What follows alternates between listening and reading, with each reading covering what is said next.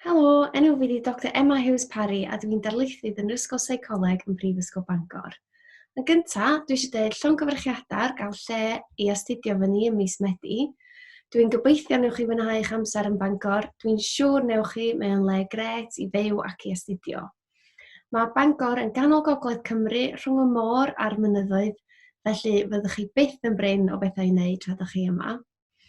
Mae'r Ysgol Seicoleg yn le bywiog a chyffrous. Mae gennym ni ymchwilwyr o bob cornel o'r byd sydd yn arbenigwyr yn ei maes. Mae ein addysgu yn cael y sgôr ucha posib gan ein myfyrwyr, felly rhwng yr ymchwil a'r arbenigedd addysgu, mae'n le gret i astudio.